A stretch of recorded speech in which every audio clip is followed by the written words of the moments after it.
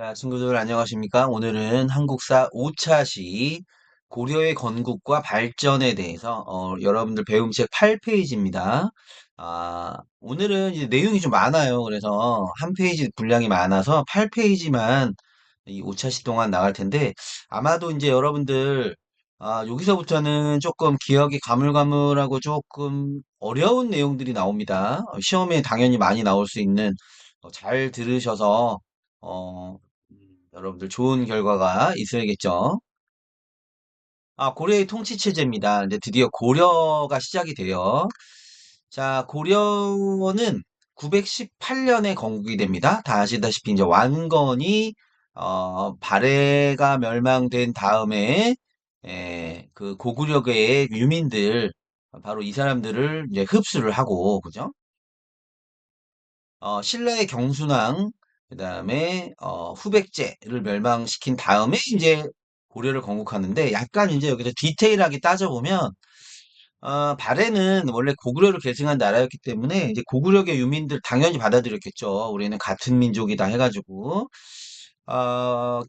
신라는 천년왕국이었어요. 그래서 신라는 굉장히 이 고려가 대우를 해줬습니다. 그래서 어떤, 어, 뭐랄까, 이렇게 적대적이지 않고 굉장히 예우를 해줘서 신라의 경순왕하고 막 싸운 게 아니에요. 예, 그래서 경순왕이 이제 대세는 저 왕건한테 갔구나. 내가 여기서 싸워봤자 우리 백성들만 죽는다 해가지고 항복을 하게 됩니다. 그래서 신라와는 우호적인 관계에 있었고 후백제는 아니야.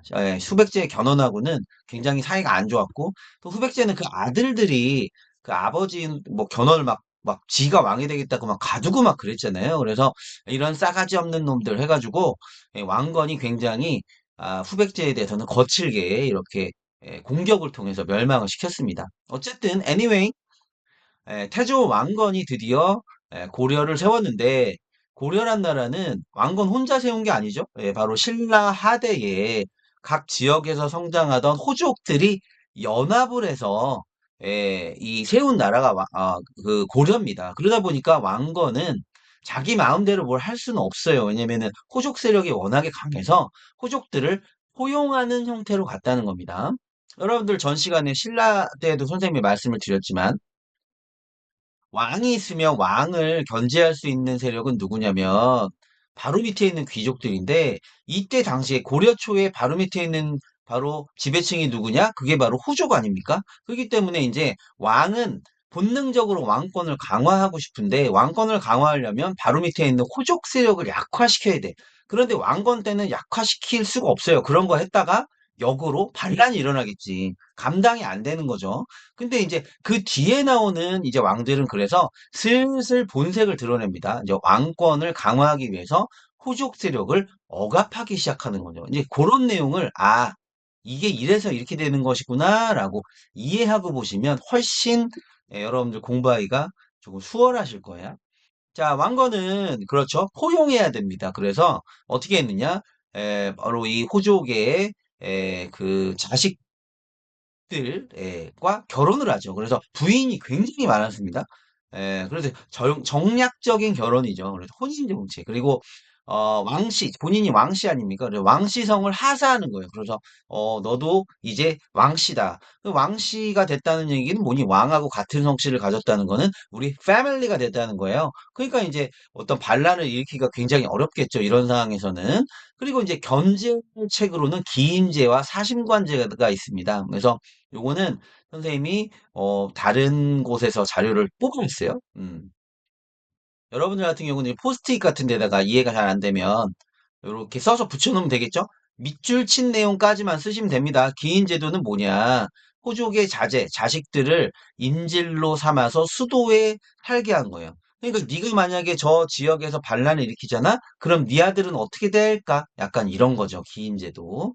사심관 제도는 뭐냐면 지역의 사심관으로 근데 중앙의 관리들도 다 자기 고향이 있잖아요. 바로 그 지역의 사심관으로 임명을 하는 겁니다. 그러면 그 지역의 어떤 호족 세력을 이 사심관이 견제할 수 있을 거 아닙니까? 그래서 이런 것들을 통해서 이제 약간 포섭을 하면서도 견제할 수 있는 시스템을 만들어 놨다는 것이죠. 자, 북진 정책, 고구려 계승했다는 의식이 있어서 안타깝게도 고려의 영토는 옛날 고구려 땅이 다 뺏겼잖아요. 없잖아, 지금. 그래서 북쪽으로 나아간다. 그래서, 이 북쪽으로 나가려면 이쪽에 사는 애들한테 땅을 뺏어야 되잖아. 그래서 발해를 멸망시킨 거란, 너무 싫어했다고 했죠. 수교를 거부했고요. 자, 평양을 서경으로 삼고, 이 고려의 수도는 어디냐면 개경입니다. 이게 개경인데, 개성이죠, 지금의. 근데, 북쪽으로 나가려면, 그죠? 서경이라고 해서 제2의 수도인 것처럼 평양을 굉장히 중시했다. 이게 이제 여러분들, 우리 장수왕, 고구려의 장수왕이 남하 정책을 펼 때도 수도를 옮기잖아요. 고려 같은 경우는 수도 자체를 옮기진 않았으나, 평양을 서경이라고 해서 굉장히 중시했다. 물론 나중에 서경으로 수도를 옮겨야 된다라고 하는 서경 천도 운동이 나오긴 했지만, 어쨌든, 이런 의미가 있다는 거. 그리고 실제로 영토를 이렇게 보시면 영토를 좀 확장했습니다. 그래서 고려 태조 왕건 때 요 갈색으로 표시된 부분만큼의 영토를 확장하게 돼요. 자, 민생을 안정시키는 것도 중요하죠. 그래서 조세를 세금을 깎아주고 흑창이라고 하는 걸 설치해서 이 빈민들을 구제했다는 것이죠. 뭐 복지시설이라고 보면 되겠죠. 일종의 복지 시스템. 훈요 10조라고 하는 거를 남깁니다. 그래서 역대 왕들 자신의 자손들 아닙니까? 야, 니네들 이런 10가지를 지켜야 돼. 이런 것들을 남겼다는 겁니다. 그러다가 이제 광종 때가 되면은 물론 광종으로 가기 전에 해종이나 정종이 있었는데, 이때 이제 왕권이 굉장히 불안하고 이래서, 광종은 뭡니까? 굉장히 호족을 억압하는 약간 카리스마를 보여줬어요.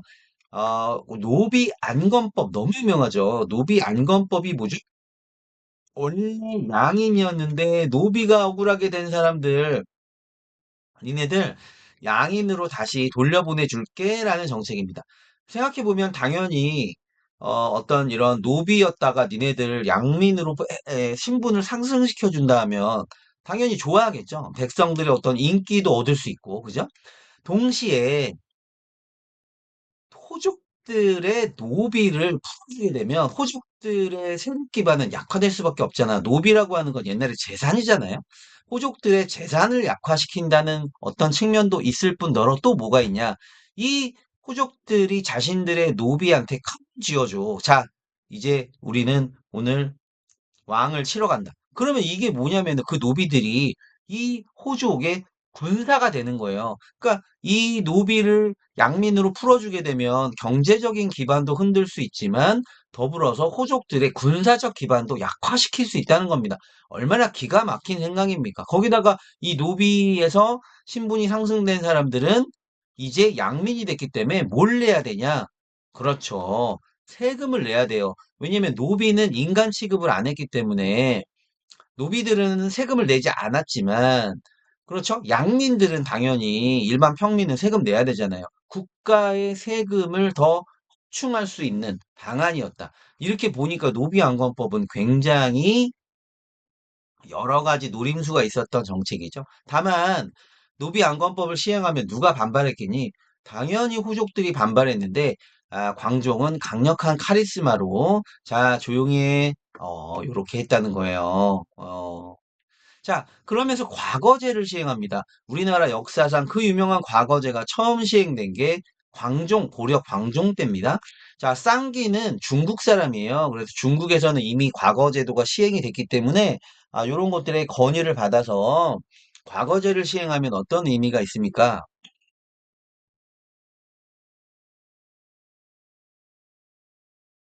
지금까지는 호족들이 이제 권력을 장악하고 있고 그다음 중앙 정치계에도 유력한 호족들이 막 자꾸 왕한테 뭐 이래라 저래라 할 거 아니니? 그런데 이제 시험으로 뽑겠다는 거예요.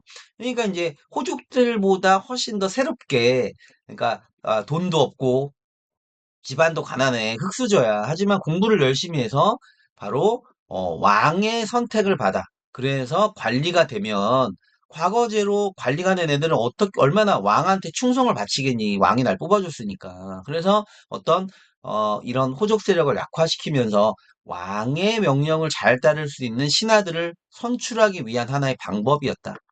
뭐 그런 하나의 또 묘수가 숨어 있는 거예요. 그러면서 왕권을 강화하는 걸 상징적으로 보여주는 게 공복을 제정하는 거죠. 공복이라고 하는 건 뭐냐? 공공의 옷입니다. 유니폼이에요. 여러분들도 교복을 입고 있잖아요. 그러면은 이게 뭐냐면 옷 색깔을 다르게 하는 거죠. 그럼 이 옷 색깔을 다르게 함으로써 가장 화려하고 좋은 옷을 입은 왕이 있잖아. 그러니까 니네들 까불지 마라. 니네가 아무리 뭐 날고 긴다고 해도 니네들은 내 아래이다라고 하는 걸 이제 보여주는 상징적 조치라고 할 수 있다는 거죠. 자, 이렇게 광종이 왕권을 강화하고 호족을 억압하니까 그 다음에 나오는 성종은 이제 통치 시스템을 유교식으로 완성하게 됩니다. 굉장히 중요한 왕이에요. 그래서 지금 선생님이 보면 왕건, 태조, 광종, 성종 반드시 여기서 한 문제 이상 나온다. 그래서 각각 어떤 의미가 있는지를 잘 보셔야 된다는 겁니다. 자, 유교 중심의 통치 체제는 다시 말하면 문치주의, 유교를 공부한 문신들이 통치를 하는 시스템. 이것은 고려뿐만이 아니고요. 조선도 마찬가지로 문신 중심의 통치 시스템이 마련이 되죠. 예. 그래서 굉장히 의미가 있는 거예요. 자, 최숙부라고 하는 사람, 최숙로는 신라 육두품 출신 공부를 잘했던 사람입니다. 시무 28조를 건의해요.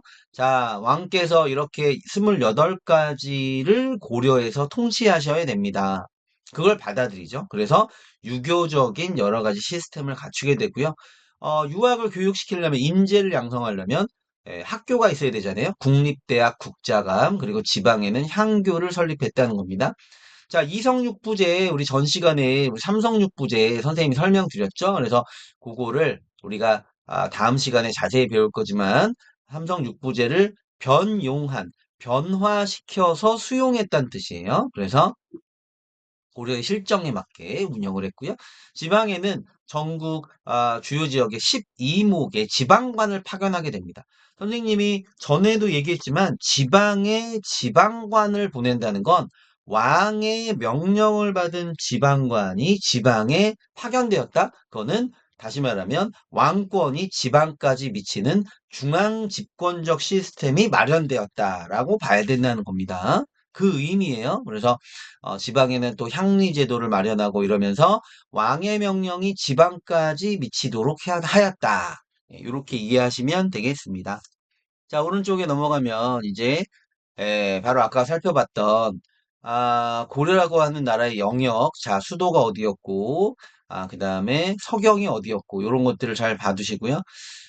그 다음에 여기 보시면 그 고려의 행정 조직이 이제 나오는데, 고려는, 그렇죠? 요걸 먼저 봐야겠네요. 지방행정조직이 성종 때 12목의 지방관이 처음 파견되었고요. 이게 그 얘기는 이전까지는 지방은 호족들이 알아서 통치했다는 겁니다. 그러니까 지방에 지방관이 성종 때 보내졌다는 거는 이제 지방도 약간 왕의 통제력 하에 있게 되었다는 의미야.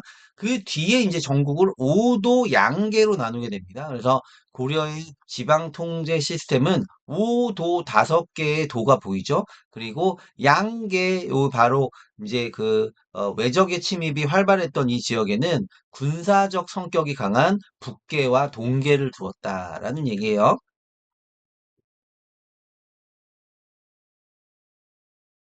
수도는 개경이었고요. 여기 보시면 오도 외에 경기라고 하는 곳이 보일 텐데 경기는 원래 무슨 뜻이냐면 수도를 둘러싼 지역을 경기라고 부르는 겁니다. 그래서 지금도 수도 서울이 있고 서울을 둘러싸고 경기도가 있잖아요. 그래서 경기도라고 하는 표현이 굉장히 오래된 겁니다. 이게 고려 시대부터 쓰였던 명칭이기 때문에 그죠? 자, 성종 때 12목의 지방관이 파견되고 오도양계가 이후로 구축되었구나. 이거 고려의 지방제도 잘 기억하시고요. 자, 오도에는 안찰사가 파견되었고 도 밑에는 주, 군, 현이 설치됐습니다. 뭐 신라랑 비슷하죠? 자, 그런데 재밌는 거는 이거 아주 중요하죠.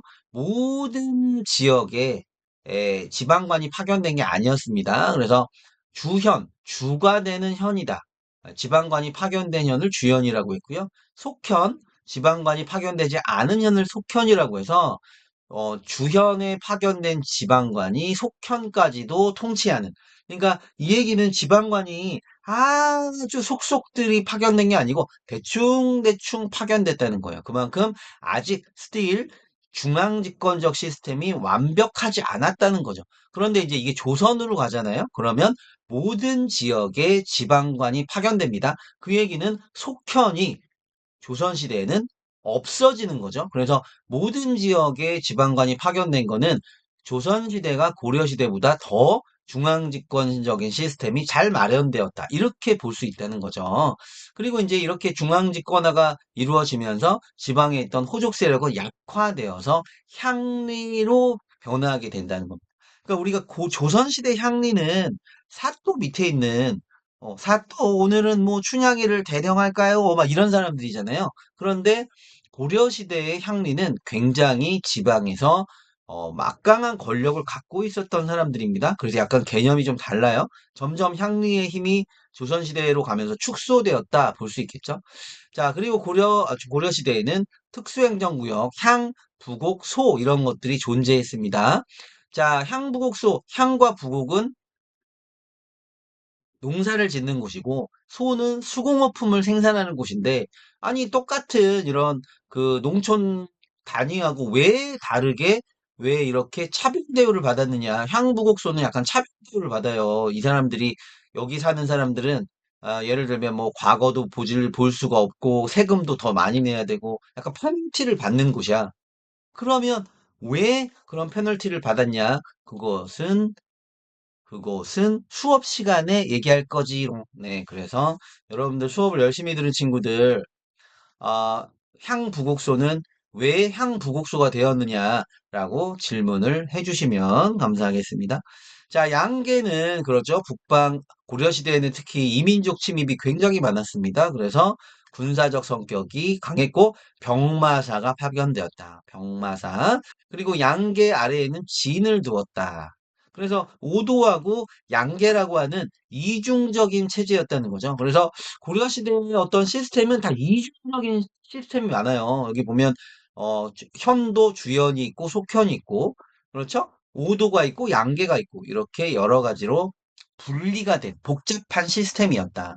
그러다가 조선이 되면 굉장히 심플해집니다. 그러니까 하나로 통합이 됐다. 그것은 좀 더 업그레이드가 됐다. 이렇게 볼 수 있다는 것이고요. 자, 군사제도 중앙에는 2군 6위가 있었고 이군이라고 하는 건 친위부대입니다. 예, 왕의 친위부대예요. 왕을 지키는. 그죠?